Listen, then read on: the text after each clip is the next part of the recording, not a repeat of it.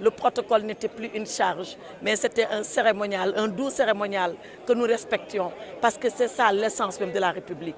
Le jour où la République aura perdu ses rites, ses normes et sa façon de vivre, nous ne serons plus en République, comme l'a dit le président de la République. Je pense que c'était important ce jour-là de rappeler ces choses qui sont le fondement même de la République. C'est pour ça que je suis venue. De poursuivre et de réaliser le projet de Bruno d'instituer une académie du protocole, et je me suis engagé à y travailler avec Babacar Touré et avec tant d'autres. Je disais que le protocole est complexe.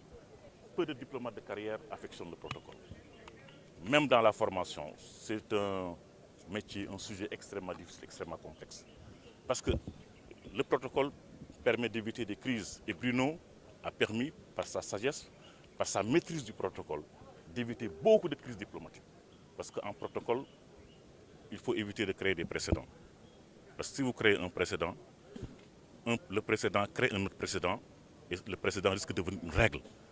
Et Bruno avait l'art d'éviter de créer des précédents. Bruno avait l'art d'enseigner, d'éduquer, parfois par le simple geste, parfois par le simple regard.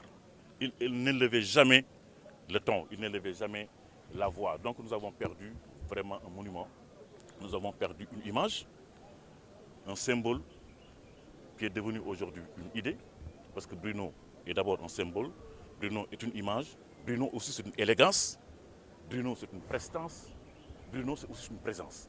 Donc voilà le personnage que nous avons perdu, que nous célébrons aujourd'hui. Et je pense que moi-même, chaque fois qu'on était ensemble, je lui disais, grand, il faut écrire. Un jour, il m'a dit, écoute mon cœur, là, j'ai bien retenu ta leçon, j'ai commencé à écrire. Chaque fois qu'il me dit, non, ne dis rien, j'ai commencé.